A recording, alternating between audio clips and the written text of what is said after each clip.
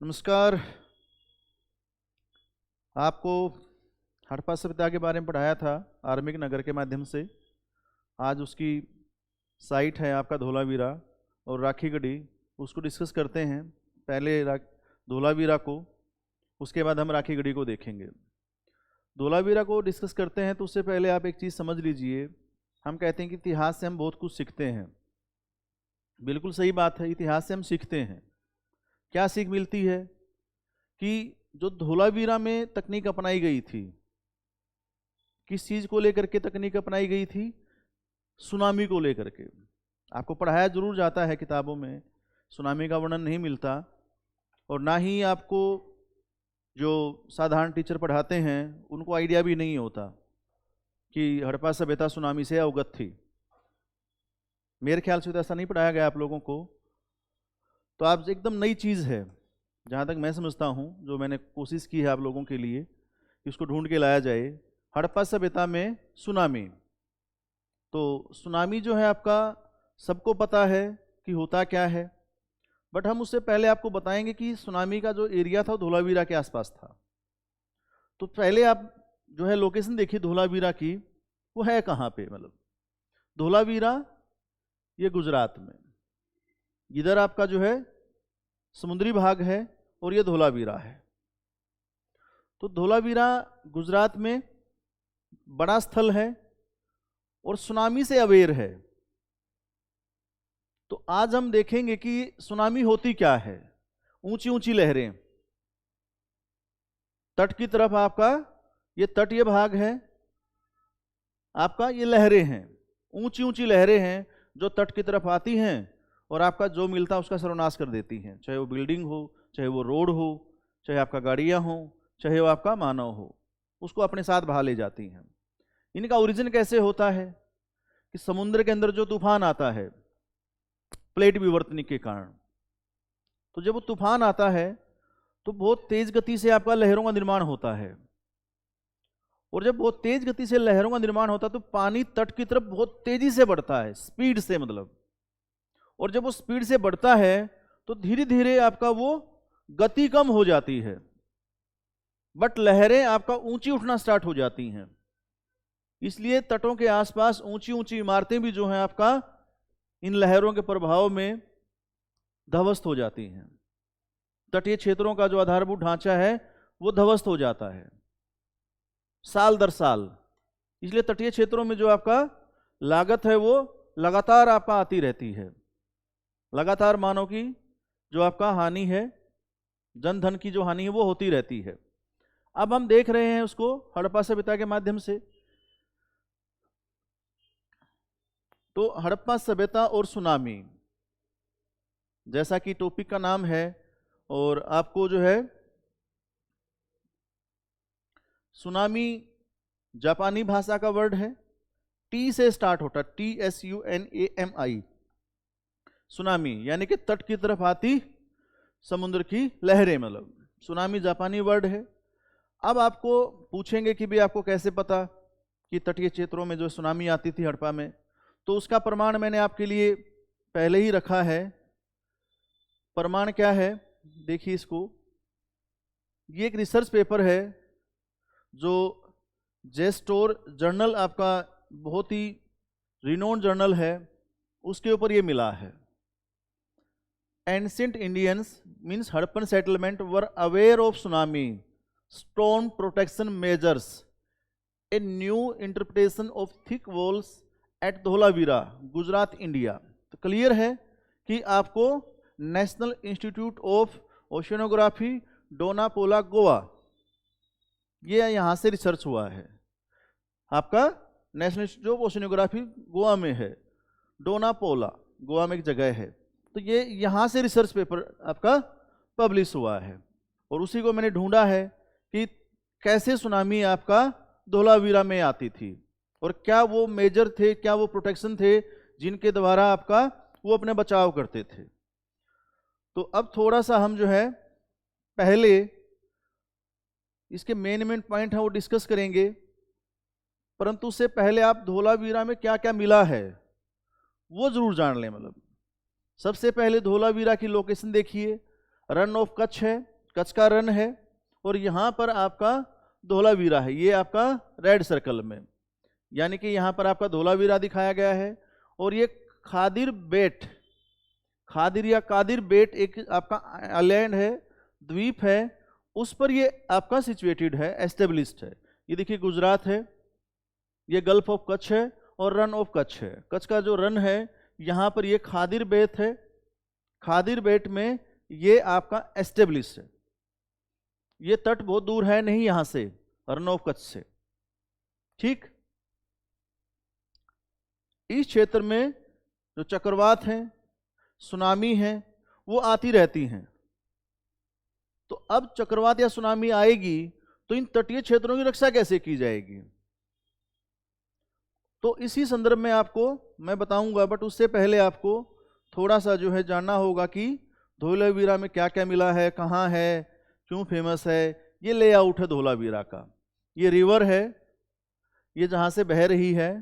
एक रिवर नीचे है मनहर और मानसर, उन दोनों का एक संगम है, उस पर बसा हुआ है।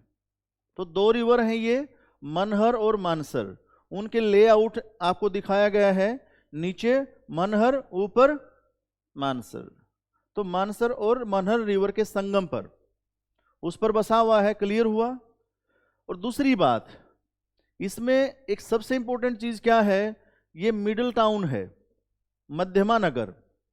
अगर आप देखेंगे ये मध्यमा नगर है, नहीं कहीं भी किसी भी हड़प्पन साइट से मध्यमा नगर आपको नहीं मिलेगा, ये बिल्कुल क्लियर है। ये लोअर टाउन है, ये ग्राउंड है यहाँ पर, ये आपका मिडिल टाउन है, ये ईस्टर्न आपका जो है तालाब है, पोखर है यहाँ पर आपका। पोखर मीन्स आपका इससे क्या हो रहा है, एक ये है और एक है ईस्टर्न और साउदर्न। जो पोखर है उसको जल संचयन के लिए, मतलब आप समझ सकते हैं कि जल संचयन जो है आपका इस क्षेत्र में होता था, क्योंकि समुद्र का जो पानी है वो खारा है, तो इसलिए आपका इन नहरों का जो जल था वो संचय कर लिया जाता था, चाहे वो सिंचाई के लिए प्रयुक्त हो या पीने के लिए प्रयुक्त होगा। तो आप समझिए दो चीजें, ईस्टर्न और साउदर्न, दो जगह हैं जहां पर पानी का जमाव किया जाता था, संचयन किया जाता था, वाटर को हार्वेस्ट किया जाता था। मध्यमा नगर, कहीं भी आपको हड़प्पा सभ्यता में मध्यमा नगर नहीं मिलेगा। दूसरा आप देखिए, हड़प्पा के बारे में हम थोड़ा सा देखेंगे अब। धोलावीरा, हड़प्पा की एक साइट है धोलावीरा, उसको जरा समझिए। सबसे पहले आइकॉनिक साइट्स हैं। पहली बात है ये आइकॉनिक साइट्स है 2020 में आपका जो है 21 में आपका जो 22 था, 21 का 20-21 का जो बजट था उसमें इसको आइकॉनिक साइट घोषित किया गया था। आइकॉनिक साइट मीन्स कि इसका डेवलपमेंट किया जाएगा, इसके लिए बजट ज़्यादा दिया जाएगा। दूसरा, इसको वर्ल्ड हेरिटेज साइट में भी डाला गया 21 में। स्थानीय नाम क्या है, स्थानीय नाम है आपका कोटाडा, जिसका मतलब क्या है, एक बड़ा किला। कहाँ स्थित है, मैंने पहले बताया था कि खादिर या कादिर द्वीप पर। किसके संगम पर है, मनसर और मनहर, एक ऊपर एक नीचे। मैंने लेआउट प्लान में आपको समझाया। जल संचयन के लिए प्रसिद्ध ईस्टर्न और साउदर्न जो आपका पोखर थे, तालाब थे, वो आपको दिखाए। 3 भागों में है। सबसे इंपॉर्टेंट है मध्यम नगर। ये 2 भाग हमेशा ही आपको पूर्व और पश्चिम हड़प्पा सभ्यता में मिलेंगे, बट ये जो मध्यमा नगर है ये केवल आपको धोलावीरा में मिलेगा। क्लियर। एक लंबा तालाब है जल संचयन के लिए, और दूसरी इंपॉर्टेंट चीज है घोड़े की आकृति मिली है। अब तक यह समझा जाता था कि घोड़ा आर्यों का प्रिय पशु है, हड़प्पा सभ्यता के लोग नहीं जानते थे, परंतु घोड़े की आकृति मिलने से आपको स्पष्ट है कि घोड़े के बारे में जानकारी हड़प्पा सभ्यता के लोगों को भी थी। वर्षा पानी का एकत्र करने का प्रमाण मीन्स संचयन का प्रमाण। पोलिसदार श्वेत पाषाण खंड, अब तक हम ये समझते थे कि भाई पोलिसदार श्वेत पाषाण खंड केवल अशोक के जो स्तंभ लेख हैं, जहां पर जो है कुछ विशिष्ट पशुओं की आकृति है, जानवरों की आकृति है, जैसे शेर की आकृति, नटुआ बैल की आकृति। तो आपको उनकी आकृति मिलती है, बट वो हम मानते थे कि मौर्य काल के हैं ये आपका पोलिसदार श्वेत पाषाण खंड, परंतु ये बात गलत है। आप पीछे आइए तो आपको मौर्य काल की बजाय ये हड़प्पा काल में मिल जाएंगे। क्लियर? श्वेत पाषाण खंड कहाँ प्राप्त हुए हैं। दूसरा देखिए सैंधव लिपि। सैंधव लिपि है, भाव चित्रात्मक है, पहली क्लास में मैंने आपको बताया था, और दाएं से बाएं लिखी जाती है। इसके 10 अक्षर प्रस्तरों पर लिखे हुए, पत्थरों पर एक किस्म से जैसे हम कह सकते हैं अभिलेख टाइप के होंगे, वो 10 अक्षर लिखे हुए हैं। शायद कोई अभिलेख हो, जैसे अशोक ने आगे चलाए, हम कहते हैं कि अशोक ने दारा से प्रेरणा ली, बट क्या पता इनसे प्रेरणा ले ली हो, धोलावीरा से। हमें इतिहास को इस संदर्भ में भी देखना होगा। जब हम कहते हैं कि हड़प्पा सभ्यता की चीजें धीरे धीरे विकसित होती आपका जो है भारत में विकसित हुई, और हड़प्पा सभ्यता के जब उच्च प्रतिमानों का पतन हुआ तो बहुत सारी चीजें उसकी कंटिन्यू रही। जैसे मर्द भांड हम आज भी ऐसे बनाते हैं। जो गेहूं की फसल थी आपका, जिस समय वो उगाते थे, आज भी हम उसी समय उगाते हैं, उसी समय काटते हैं। तो बहुत सारी चीजें हैं। योग की जो आपका पद्मासन आकृति है वो भी सेम आजकल चली हुई है, पद्मासन एक मुद्रा भी है योग में। तो बहुत सारी चीजें हैं जो चली आ रही हैं। घरों के आकार भी वैसे ही हैं। अग्नि वेदिकाएं आज हवन भी करते हैं। आर्य समाज का आपका जो है प्रसिद्ध मेन चीज है ये कि हवन करना चाहिए हमें। तो वो कहाँ से आई फिर? शायद हड़प्पा सभ्यता से आई हो। तो फिर क्यों नहीं अभिलेख लिखने की जो प्रणाली है जो अशोक महान के द्वारा आरंभ की गई भारत में, शायद वो इससे ही प्रेरित हो कि यहाँ प्रस्तर पर आपका कुछ अक्षर अंकित मिले हैं, वो 10 अक्षर हैं। शायद प्राचीन अक्षरमाला मानी जाती संसार की, ये भी ध्यान रखिएगा।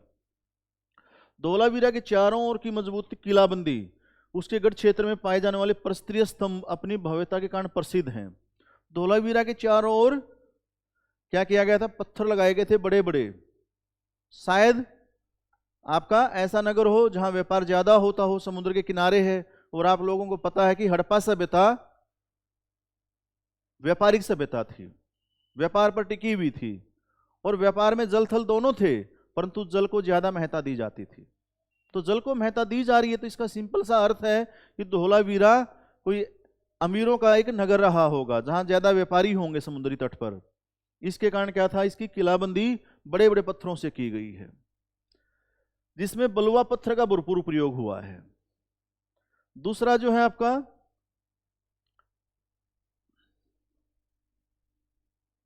आप देखेंगे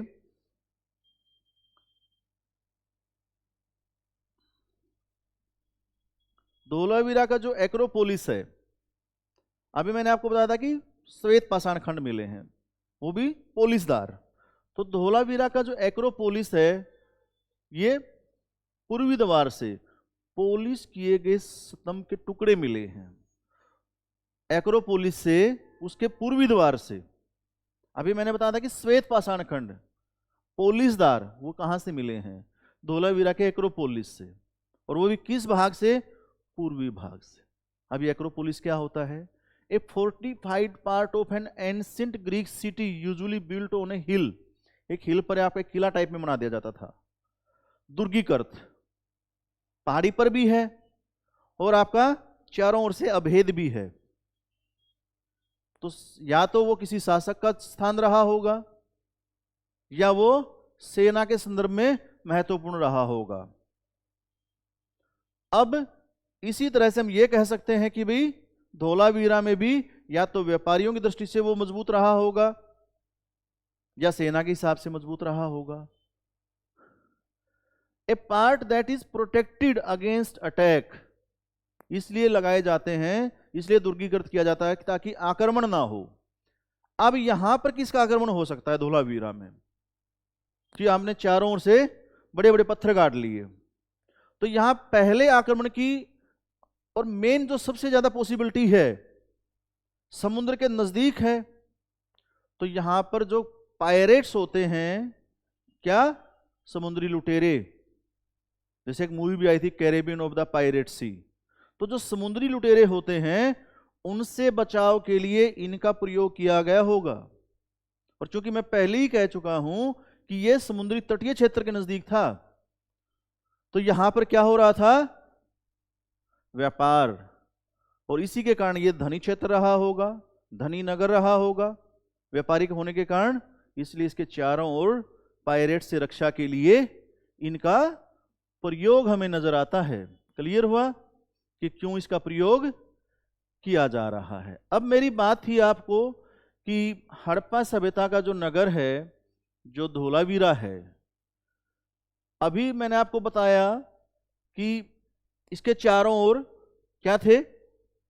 पत्थरों के स्तंभ थे, मतलब पत्थर लगे हुए थे।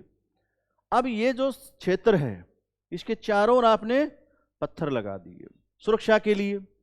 और मैंने कहा कि ये समुद्री क्षेत्र है, ये जो भाग है आपका, ये समुद्री एरिया सारा, आगे का भाग भी जो समुद्री है, यहां से पायरेट्स आते होंगे इस क्षेत्र पर अटैक करने के लिए, उनसे सुरक्षा की जाती होगी। इसके अलावा आज अगर जापान और अमेरिका को देखो, प्रशांत महासागर से प्रभावित क्षेत्र हैं, और प्रशांत महासागर से प्रभावित क्षेत्र और जापान का क्षेत्र तो आप कहते भी हैं कि रिंग ऑफ फायर में आता है। मींस वहां भूकंप, समुद्री भूकंप, समुद्र के अंदर जो भूकंप आते हैं वो लगातार आते रहते हैं, ज्वालामुखी विस्फोट लगातार होते रहते हैं, और इनके कारण सुनामी बहुत लगातार आती है। इसलिए आपको सुनामी वर्ड ही जापान से आ गया, इतना प्रभावित क्षेत्र है वो। और समुद्री क्षेत्र में जब सुनामी आती है, उसकी प्रोटेक्शन के लिए जापान ने अपने तटीय क्षेत्रों में क्या लगा रखे हैं? ऊंचे ऊंचे पत्थर। तो जो ऊंचे ऊंचे पत्थर लगाए गए हैं, इसका अर्थ क्या है? ऊंचे ऊंचे पत्थर लगाने का इसका सिंपल सा अर्थ यह है कि यहां से जो लहरें आएंगी, यहां से जो वेव्स आएंगी, ऊंची ऊंची वेव्स, तरंगें, इनसे इस क्षेत्र की, तटीय क्षेत्र की आधारभूत ढांचे की रक्षा की जा सके। और यही जापान में प्रयोग है, यही यूएसए में प्रयुक्त हुआ है, और इसका आरंभ वैश्विक स्तर पर सबसे प्राचीन काल में आप देखिए कि ये जो एक मजबूत दीवार खड़ी की गई थी पत्थरों की, वो धोलावीरा से आरंभ हुई है। जैसा कि मैंने पहले ही आपको टाइटल में ही बता दिया था, और कहां से लिया मैंने वो भी बता दिया। किताब में नहीं मिलेगा, ढूंढते रहिए, ना आपके टीचर आपको पढ़ाएंगे। हाँ, ये जरूर है कि आपको वो बिना बात के मोटिवेशन के लेक्चर जरूर झाड़ देंगे, और मोटिवेशन से पढ़ाई नहीं होती। ये कर देंगे, वो कर देंगे, आसमान झुका देंगे, बस ये डायलॉग हैं। गर्लफ्रेंड को सुनाइए, खुश हो जाइए, बात खत्म। मोटिवेशन आपको आपकी परिस्थितियों से मिलती है, आपके घर से मिलती है, किसी की 4 लाइनों से नहीं मिलती कि आए 4 लाइनें सुनाई, अपना काम किया, पैसा यूट्यूब से आया, आप लोगों का समय भी बर्बाद हुआ, पढ़ाने के नाम पर 1 घंटे में 2 बातें बताई। निर्णय आप लोगों का है, मजे लेने या पढ़ने हैं। तो आज अमेरिका और इसका जापान प्रयोग कर रहे हैं इन ऊंचे ऊंचे स्तंभों का, दीवारों का। अब आप देखिए कि लिखा हुआ कहां है, किस जगह पे है आपका ये आर्टिकल। तो मैंने खैर आपको डिस्कस किया ही था। अब उसमें से मेन जो चीजें हैं आपको मैं वो भी बता देता हूं। पहला आप देखिएगा, ancient Indians Harappan settlement were aware of tsunami storm protection. Tsunami से प्रोटेक्शन तो तभी करेंगे जब वहां आती होगी। क्लियर हुआ? आर्टिकल है, एक आपका रिसर्च जर्नल है इंटरनेशनल, जो जे स्टोर में आपका पब्लिश हुआ था। अब जो है आपका धोलावीरा के बारे में है, देखिए लिखा हुआ है बिल्कुल, धोलावीरा है, साफ है, धोलावीरा के बारे में है। अब आपका थोड़ा सा हम आगे चलेंगे,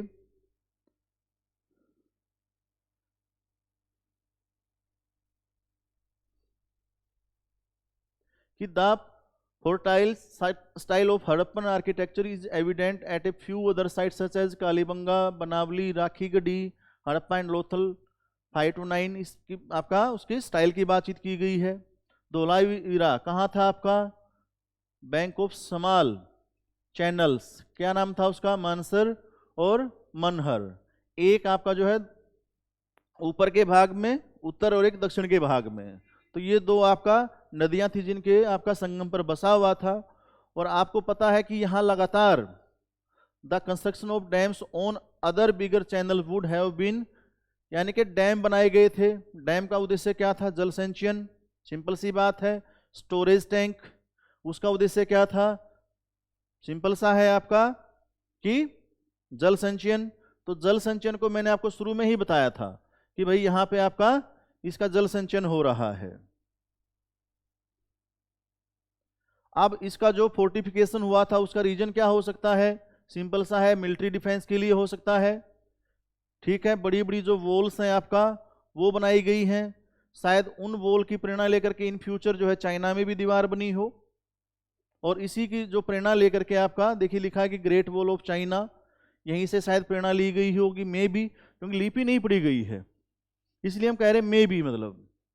तो ये जो आपका प्रमाण है इसके फोर्टिफिकेशन के, ठीक है।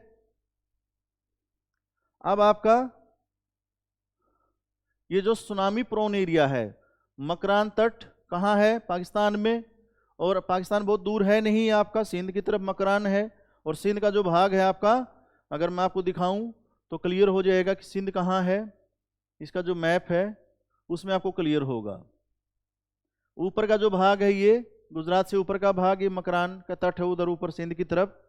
तो ये यहाँ भी आपका सुनामी आती रहती थी, तो नेचुरल सी बात है धोलावीरा में भी आएगी। फिर मकरान कोस्ट है आपका। The area is prone to tsunami, मतलब सुनामी संभव क्षेत्र है ये, सुनामी प्रोन, क्लियर है। The coastal geomorphology of Kutch Rann region indicates that inland protection portions of the coastline have features which amplify the effect of tsunami waves। तो tsunami waves का जो है आपका असर के बारे में ये बताया गया है। कहाँ रही है? आपका coastal geomorphology of Kutch region, Kutch region की जो कोस्टल आपका जियोमोर्फोलॉजी है, तटीय जो आपका संरचना है उसका वर्णन कर रहा है। इसलिए क्या किया गया है कि जो हाई टाइड आएंगे वो कैसे हो सकते हैं? फैटल हो सकते हैं, खतरनाक हो सकते हैं। अब उनकी बचाव के लिए जो है आपका क्या किया जा रहा है? बड़े बड़े पत्थर आपका लगाए जा रहे हैं। और इन्हीं पत्थरों का जो है आपका बाद में जो प्रयोग है आपका वो कहाँ किया गया है? अमेरिका में। मतलब nowadays building protective walls is part of the coastal hazard management as adapted in Japan and USA. बिल्कुल क्लियर है आपके सामने कि ये जो तकनीक है वो जापान और यूएसए में की जा रही है। कहाँ की प्रयोग था ये? धोलावीरा वॉल्स। सेम ऐसे ही स्ट्रक्चर वहाँ था और सेम ऐसा स्ट्रक्चर जापान और यूएसए में है। जापान यूएसए हमसे सीख गए, हम नहीं सीख रहे। इसलिए हम कहते हैं कि इतिहास की सबसे बड़ी सीख है कि हम इतिहास से कुछ नहीं सीखते, परंतु कुछ सीखते भी जरूर हैं। तो ये अनुभव है, उसके आधार पर हम फ्यूचर में चीजों को डेवलप करते हैं। तो समझ में आया कैसे सुनामी आ रही थी? ठीक है, क्लियर हुआ? ऐसा कहीं नहीं मिलेगा आपको, तो जरूर पढ़िए, जरूर देखिए, अपने दोस्तों को भी बताइए कि वो देखें। ठीक, thank you very much. Next class में मिलते हैं।